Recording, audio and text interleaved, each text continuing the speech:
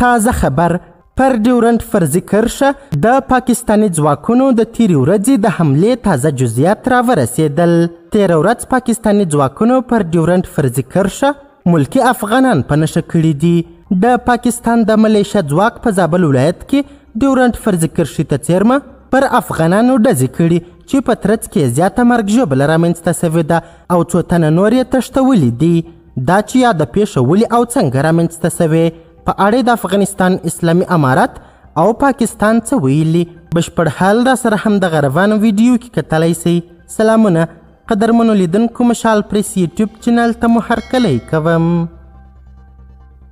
په زابل ولایت کې د ډیورنډ کرښې ته نږدې د پاکستاني ځواکونو په ډزو کې لږ تر لږه 3 تنه ولسي افغانان وژل سوي او 9 تنه نور ټپیان سوي دي.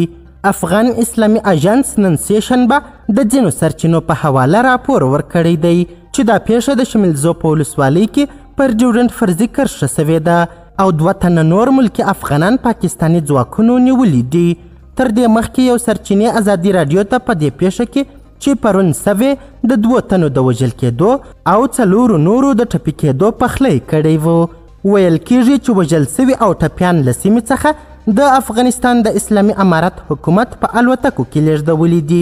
په دې وروستیو کې د شملزوی ولسوالۍ په اړوندو سیمو کې د ډیورنډ کرښې په اوږدو کې د پاکستان له لوري د غځول سوي اغزن سیم کې یوه دروازه جوړه سوې وه چې د اړتیا پر مهال پرانیستل کېده. په داسې حال کې چې له پاکستان څخه د بې اسنادو افغان کډوالو د ایستلو بهیر دوام لري، اسلام آباد پاکستان ته د تګ لپاره افغانانو ته ویزې جبري کړي دي.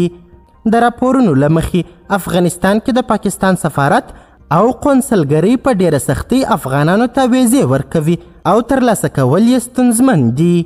قدرمنو لیدونکو، د ویډیو له کتلو مو نړۍ مننه. د لا زیاتو او نورو لحظه پر لحظه خبري مطالبو لپاره زموږ همدغه مشال پریس یوټیوب چینل سبسکرایب کړئ. تر بیا او بلې ویډیو ښه وخت ښې چارې.